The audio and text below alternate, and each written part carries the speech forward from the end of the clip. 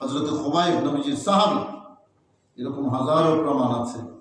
সর্বোচ্চ ভালোবাসা পেয়ারা নবী রাসূল করিম সাল্লাল্লাহু আলাইহি ওয়াসাল্লামের প্রতি, এটা দাবি হলো নবীজি। প্রশ্ন হলো, আল্লাহ যখন বললেন যে আমি তোমাদেরকে ইবাদতের জন্য সৃষ্টি করেছি, নবীজি মহব্বতের দাবিটা কেন করলেন? আল্লাহ দাবি তো ইবাদত, হুজুর আপনি মহব্বতের দাবি কেন করলেন? মহব্বতের দাবি এ কারণে যে নবীজি বলেছেন লা ইউমিনু আহাদুকুম, ইবাদত হওয়ার জন্য যেটা লাগবে অপরিহার্য ফরজ, ইবাদতটা ইবাদত হওয়ার জন্য যেটা লাগবে ফরজ, এটা না হলে তো তোমার সেজদা ইবাদতই হবে না, তোমার রুকু ইবাদতই হবে না। তো তোমার রুকু সেজদা কিয়াম কিরাত এগুলো যাতে ইবাদত হয়, আমি সেই ব্যবস্থা করেছি। সেই ব্যবস্থাটা হলো আমাকে সর্বোচ্চ মহব্বত করো, তোমার ইবাদত আল্লাহ দরবারে ইবাদত হবে।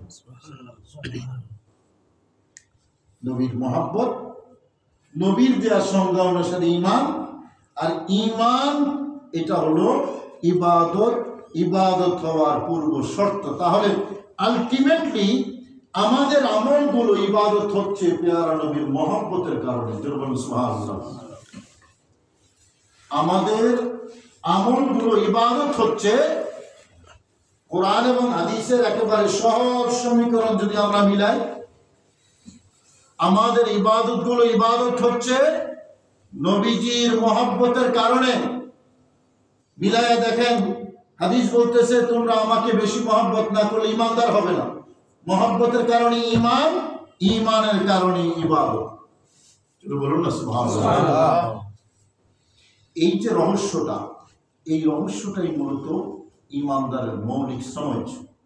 একজন মানুষ, একজন ঈমানদার যখন এটা বুঝবে, তখন যখন মহব্বত প্রতিষ্ঠিত হলো, তখন আল্লাহর পক্ষ থেকে মেসেজ, নবীজির পক্ষ থেকে প্রাপ্ত হয়ে একজন মানুষ মানতে আর কষ্ট হবে না যে এটা পেয়ারা নবী আমাকে দিয়েছেন।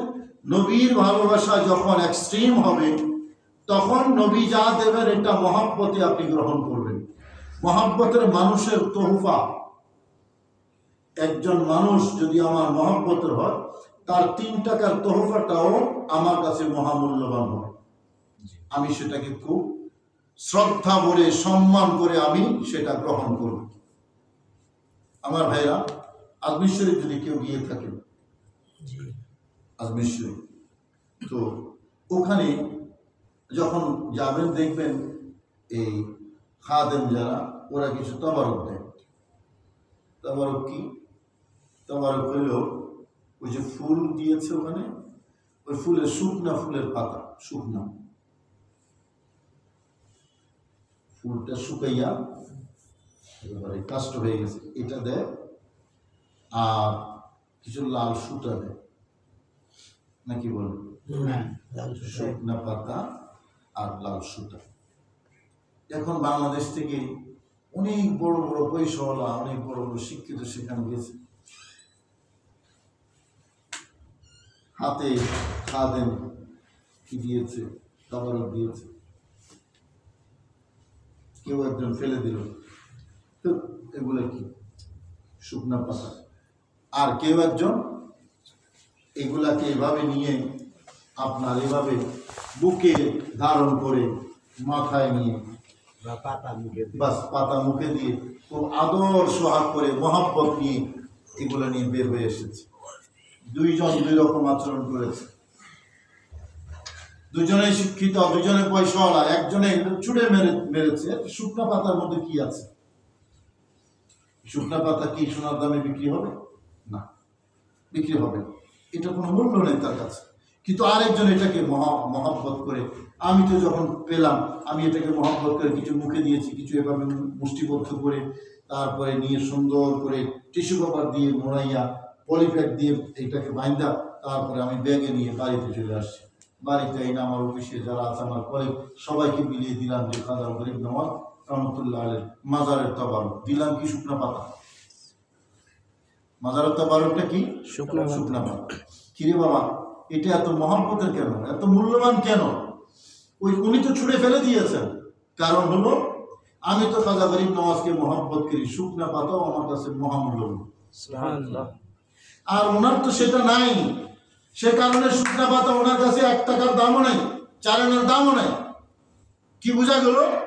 মহব্বত যদি থাকে, ওই ছোট্ট থেকে ছোট্ট জিনিসটাও আপনার কাছে মহামূল্যবান হয়ে যায়।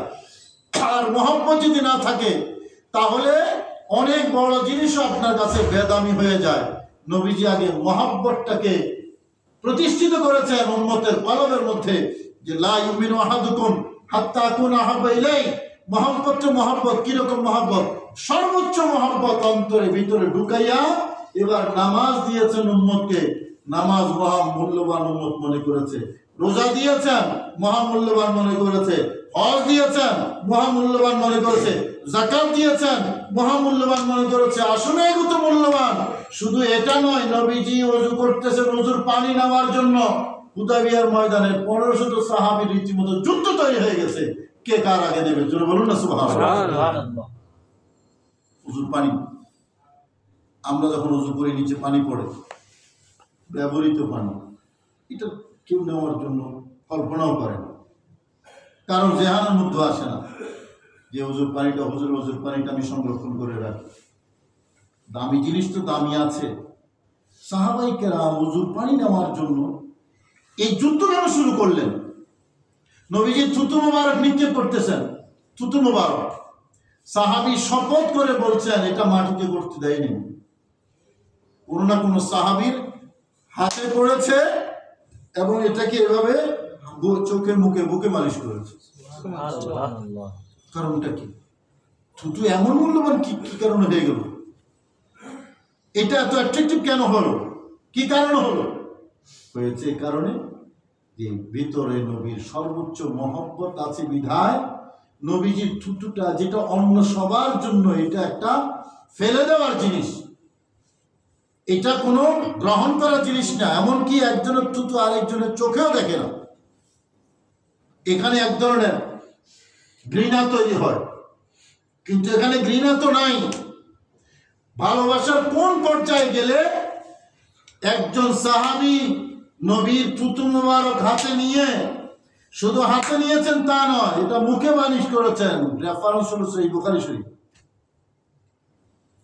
এখন মূল পয়েন্টটা এই জায়গায়, যেই সাহাবী বা যেই ব্যক্তি, যেই মানুষটা নবীর থুতু মোবারককে এমন মহব্বতের সাথে গ্রহণ করে, এত মনের মাধুর মিশিয়ে চেহারায় চোখে বুকে মালিশ করেন, সেই মানুষটা নবীর কাছ থেকে নামাজ পেলে, রোজা পেলে, এটা কি কেউ অবহেলা করবে? অবহেলা করবে না। মূল জায়গাটা হলো এখানে যে থুতু মোবারক এটাকে এত মূল্য দিচ্ছে। সেই নবী যদি বলেন যে তোমাদের উপর নামাজ ফরজ, আমি নামাজ দিলাম 5 ওয়াক্ত, এটা কি ফেলে দেবে? রোজা দিলাম, ফেলে দেবে না। কারণ লজিকটা কি, যে এই ফেলনার জিনিস যেটা, এটাই যখন ফেলে নাই, এটাকেই যখন ইগনোর করে নাই, তখন এটার তুলনায় নামাজ তো মহামূল্যবান। তাহলে কি বোঝা গেল? আপনি যে নবী থেকে নেবেন, রিসিভ করবেন, এবং আল্লাহ বলেছেন মা আতাকুমুর রাসূল ফাখুযুহু, রাসূল যা দেবেন এটা গ্রহণ করো। সেই গ্রহণটা কি রকম হবে, আপনি কিভাবে গ্রহণ করছেন, এটা আমার ভাইরা বুঝাবার জন্য বলি, তুলনা করছি না। আমাদের দেশের সরকারি চাকরিজীবী যারা, এদেরকে বিভিন্ন জায়গায় ট্রান্সফার করে, একজনকে রাঙ্গামাটি থেকে ঢাকায় ট্রান্সফার করেছে, আরেকজনকে ঢাকা থেকে রাঙ্গামাটি ট্রান্সফার করেছে। দুজনেই লেটার হাতে নিয়েছেন, দুজনেই কর্মস্থলে যোগ দেবেন। যাকে ঢাকা থেকে রাঙ্গামাটি করেছে উনিও যাবেন, আবার যাকে রাঙ্গামাটি থেকে ঢাকায় করেছে উনিও যাবেন। আমি একটু আপনাদের কাছে জানতে চাই, দুইজনের মনের অবস্থা কি একরকম থাকবে? যিনি ঢাকা থেকে রাঙ্গামাটি যাচ্ছেন উনি কিন্তু মনে কষ্ট নিয়ে যাচ্ছেন, উনিও কিন্তু অর্ডার ক্যারি করছেন, বসের অর্ডার, সরকারি অর্ডার উনিও ক্যারি করছেন। আবার যিনি রাঙ্গামাটি থেকে ঢাকায় আসছেন ট্রান্সফার হয়ে, উনিও কিন্তু অর্ডার ক্যারি করছেন। দুইজন অর্ডার মেনে নিয়েছেন। মেনে নেওয়াটা দুইজনের কিন্তু একরকম না, একজন মনের আনন্দে আর একজন মনের কষ্টে। পার্থক্যটা কোথায়? পার্থক্য হলো যিনি ঢাকায় আসছেন উনি মনের আনন্দে আসছেন, এটাকে খুব ভালো করে কত টাকা পয়সা খরচ করে ঢাকা ট্রান্সফার হয়ে আসার জন্য, কারণ ঢাকার প্রতি আকর্ষণ আছে। আপনি যেখানে আপনার আকর্ষণ আছে সেখানে আপনি থাকতে চাইবেন, সেখান থেকে পাইতে চাইবেন, নিতে চাইবেন। ওই ভালোবাসাটা নবী থেকে, নবীর কাছ থেকে নিচ্ছে মুনাফিকও। নবীর কাছ থেকে আব্দুল্লাহ ইবনে উবাই ইবনে সুলুল, মুনাফিকদের সর্দার, উনিও কিন্তু নামাজের অর্ডার ক্যারি করেছেন। আবার আবু বকর সিদ্দিক, তিনিও নামাজের অর্ডার ক্যারি করেছেন। দুইজনের অর্ডার ক্যারি করা কি সমান? না। ওইটা কিন্তু মনের কষ্টে করেছে, এটা মনের মহাব্বতে করেছে। মহাব্বতে যেটা করেছে এটা আল্লাহর দরবারে ইবাদত হয়েছে, আর মনের কষ্টে যেটা করেছে এটা ইবাদত হয় নাই।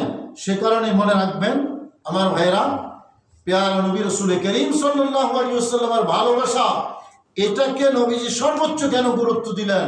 কারণ আপনি যাকে ভালোবাসবেন ওনার ওই ক্ষুদ্রতম, একেবারেই ক্ষুদ্র থেকে ক্ষুদ্রতমটাও আপনার কাছে মহামূল্যবান হবে।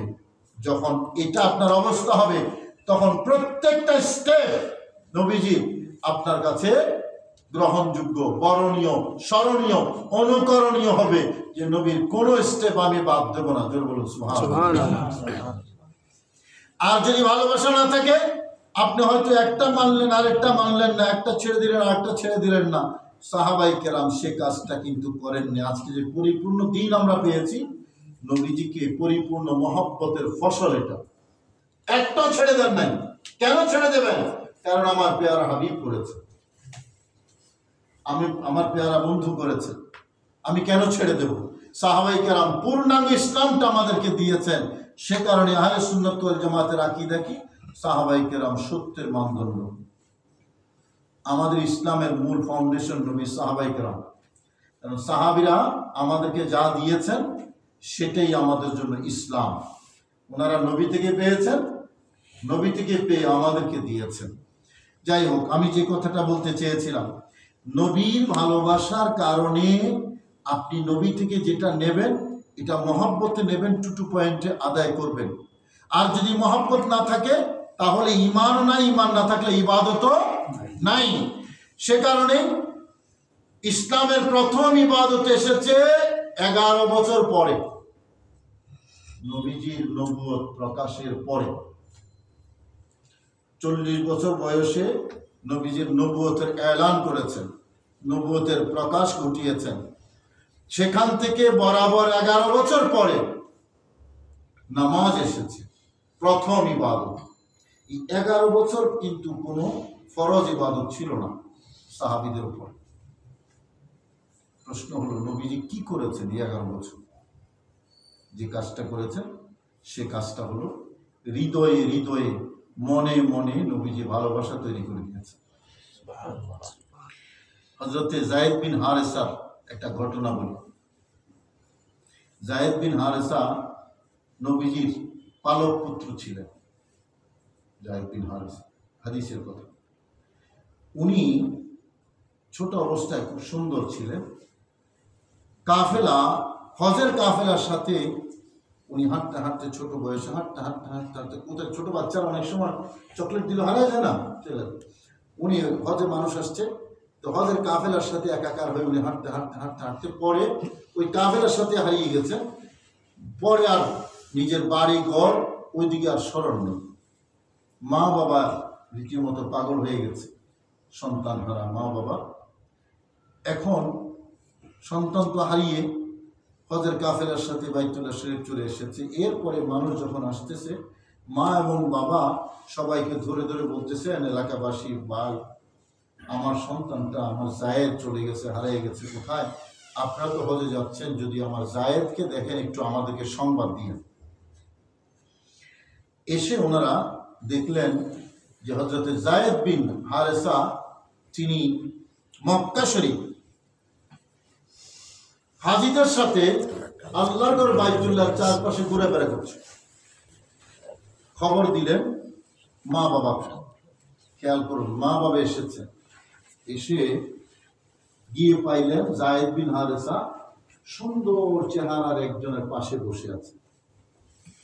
তো বাবা জিজ্ঞেস করলেন উনি কে? মানুষকে জিজ্ঞেস করলেন, বললেন উনি আল্লাহর নবী রাহমাতুল্লিল আলামিন। তো নবীর পাশে ওনার সন্তানকে দেখে নবীজির কাছে গিয়ে বলছে, আরব দেশের কৃতদাস প্রথা আরব দেশে। তো ভাবছে নবী হয়তো কৃতদাস হিসেবে নিয়ে নিয়েছেন। বললেন হুজুর আপনি যা চাইবেন আমরা দেব, এটা আমাদের সন্তান, একটু আমাদেরকে দিয়ে দেন। কয়েকদিনের মাত্র সোহবত নবীজির সাথে। তো যায়েদ বিন হারেসাকে নবীজি জিজ্ঞেস করছেন যে তোমার বাবা? বললেন না হুজুর। তোমার মা? হ্যাঁ। তো এবার ওনাদেরকে বলতেছেন যে বাবা আপনার সন্তান আপনি পাবেন, আমার কোনো ডিমান্ড নেই, আপনার সন্তানের উপরে ছেড়ে দিলাম। আপনার সন্তান যদি আপনার সাথে যেতে চায় তাহলে আমাকে কোনো পারিশ্রমিক টাকা পয়সা লাগবে না, আপনার সন্তানকে আমি এমনিতেই আপনার কোলে ফিরিয়ে দেব। এখন মা এবং বাবা দুইজন সন্তানের দিকে তাকিয়ে আছে। বাবা চলো বাড়িতে চলো। তো হযরত যায়েদ তাকান, আবার মা এবং বাবার দিকে তাকাইয়া মা বাবার ততক্ষণে চোখে টলমল করছে পানি, কি জানি বলে। তো বলতেছেন আব্বাজান আম্মাজান, আমি নবীজির কাছ থেকে যে আদর স্নেহ মহব্বত আমি পেয়েছি, আমি আমার নবীকে ছাইরা তোমাদের কাছে যেতে পারবো। আমি আমার নবীকে ছেড়ে তোমাদের কাছে যেতে পারবো না, আমি আমার নবীর কাছেই থাকি। কোথায় বলতেছেন? মা এবং বাবার সামনে। নবীজি 11 বছর পর্যন্ত কি করেছেন, কি দায়িত্ব পালন করেছেন, এই যদি হয় প্রশ্ন, জবাব হলো হৃদয়ে হৃদয়ে মহব্বত তৈরি করেছেন, এবং সেই মহব্বতটা পেয়ারা নবী রাসূল করিম সাল্লাল্লাহু আলাইহি ওয়াসাল্লাম মা এবং বাবাকে ছেড়ে দিয়েছেন যেই নবীকে পাওয়ার জন্য।